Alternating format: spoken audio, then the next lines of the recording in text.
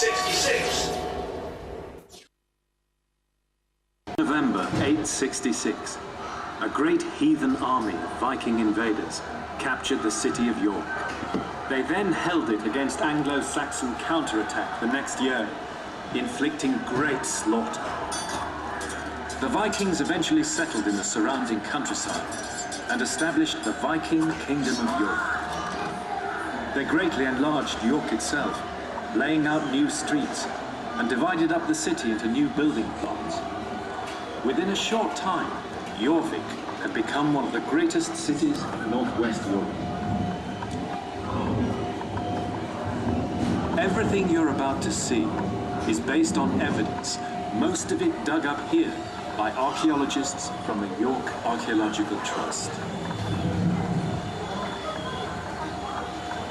We have moved forward in time. It's now late afternoon on the 25th of October, AD 975. Welcome to the city of Jorvik.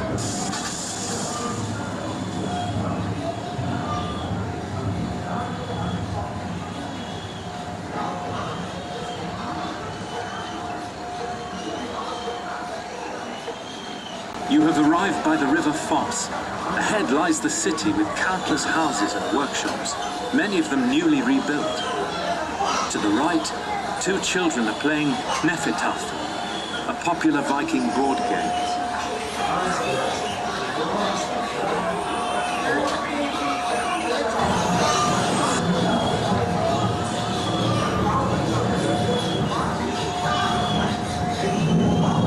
Here, animal bones and antler from deer are being cut up and made into everyday objects.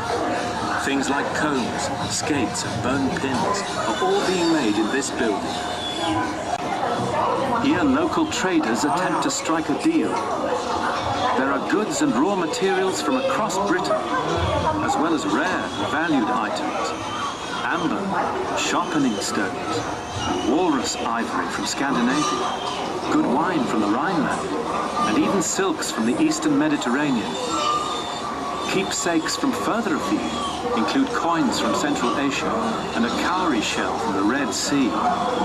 Jorvik is truly bustling, a vast international trading center. Each plot is separated from the next by wattle fences. Everyone has a small frontage on the street, but a long backyard. The backyards are also where toilets, rubbish pits and wells are located, all in close proximity. Not a healthy combination. This is why everyone drinks beer, even the children. Oh dear, this toilet's occupied.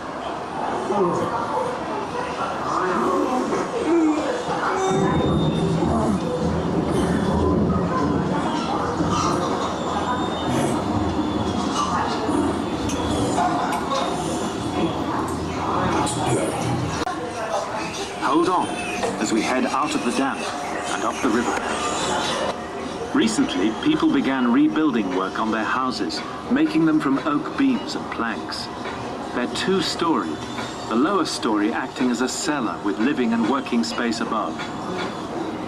The citizens have started to build upwards as the city of Jorvik becomes more successful and ever more crowded.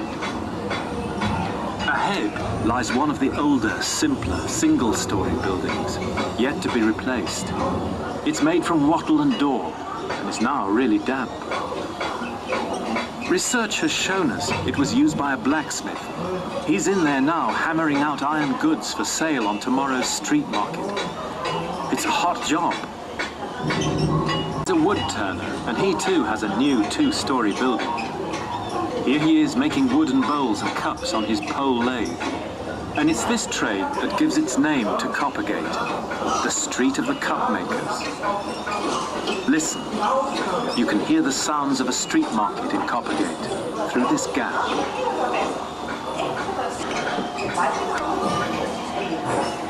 Another building is being erected on this property behind the main house. Here the cellar is being dug out and lined with oak planks before the upper story is added.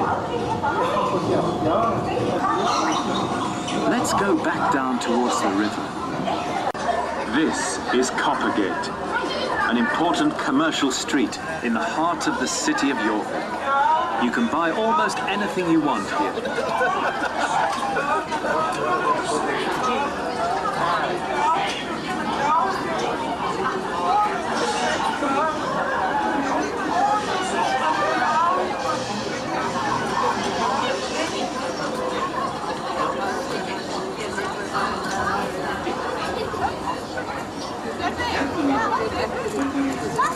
Coppergate is just one of many streets in this city, which is home to 10,000 people.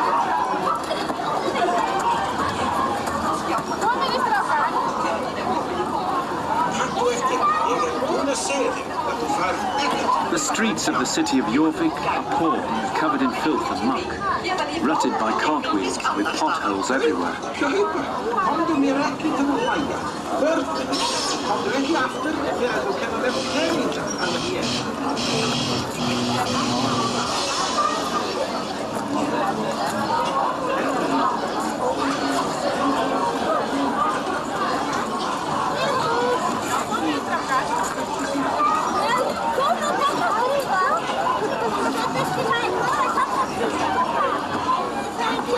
Now this house has recently caught fire.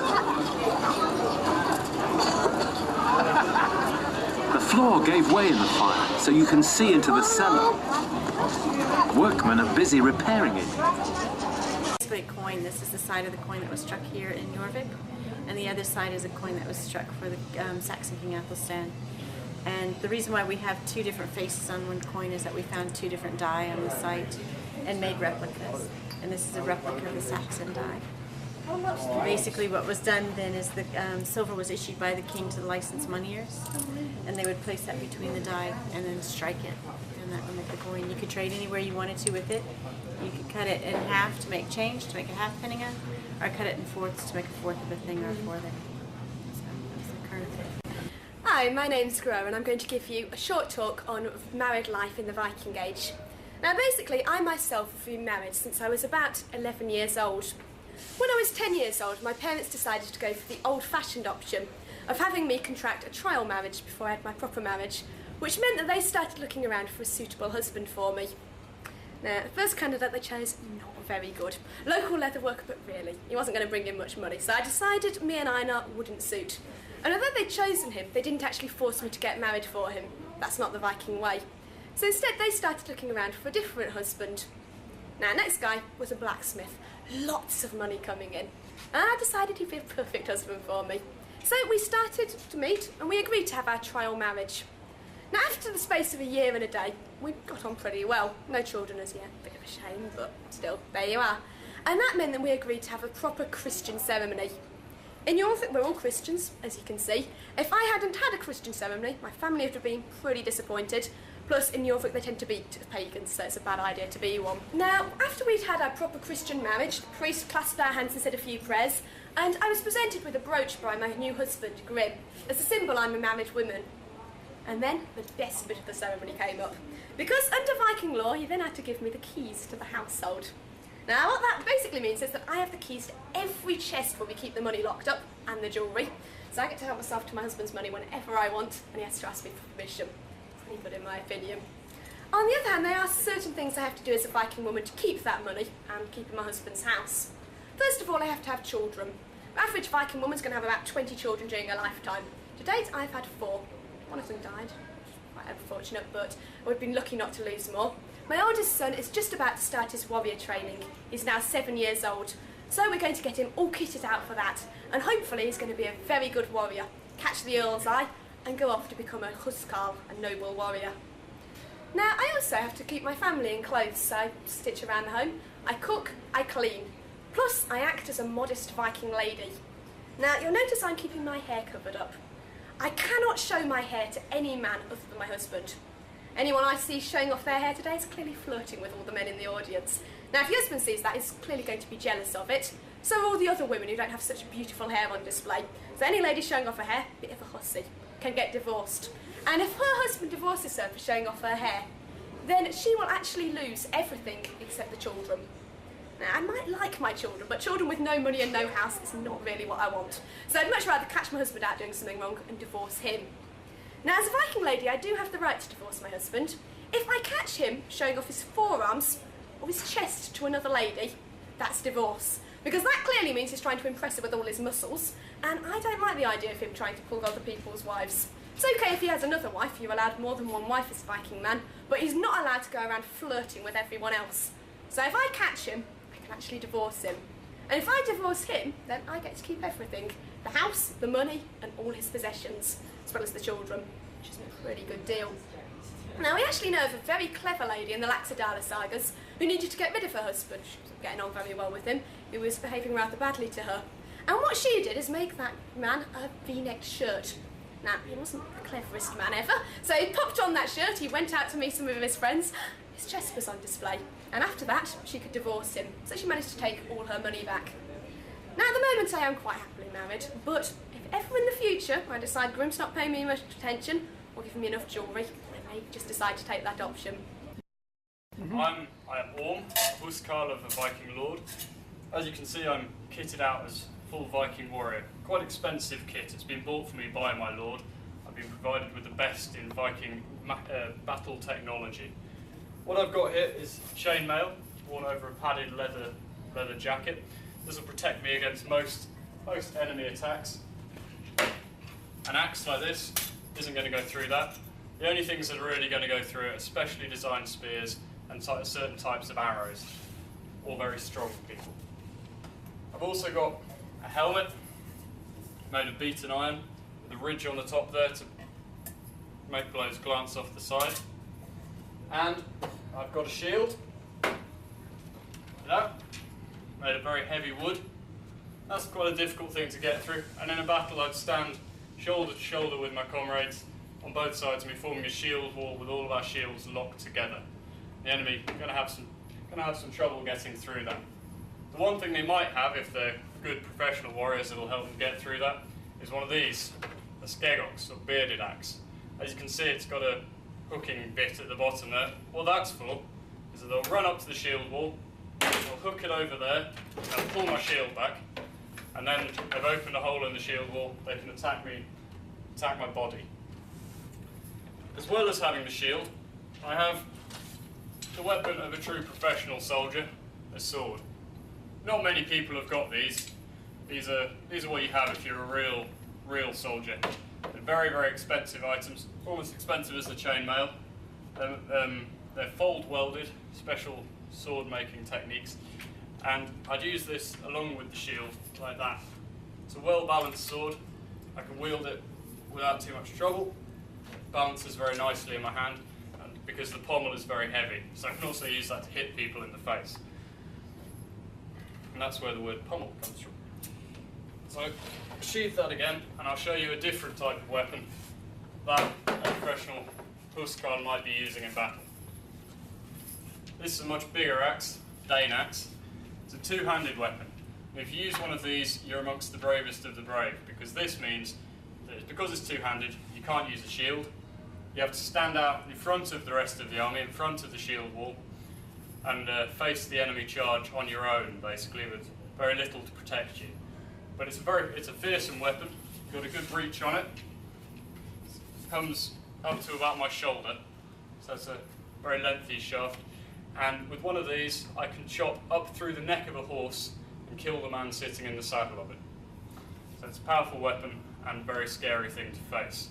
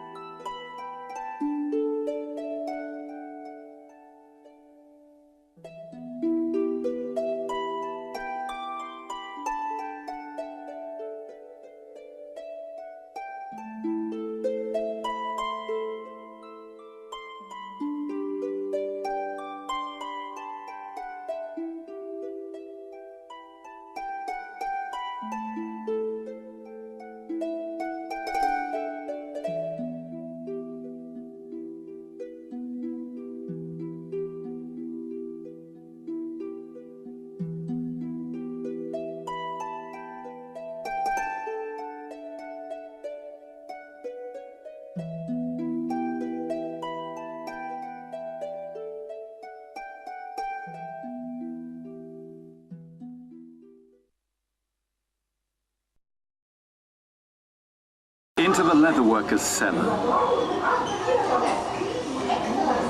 Here raw materials and finished goods are stored in casks. The children are weaving and spinning yarn for cloth.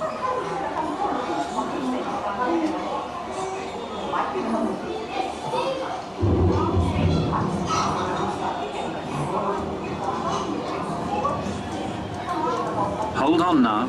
We'll go up through the trapdoor and see the living and working part of the house.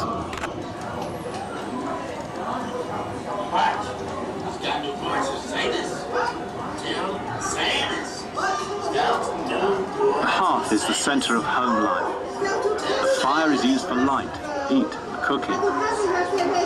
The roof spaces are used to store tools and dry herbs and other foods. Human skeletons found here and elsewhere were used to reconstruct the faces of the people you've just met in the city of Jorvik. Each bone must be carefully cleaned and recorded.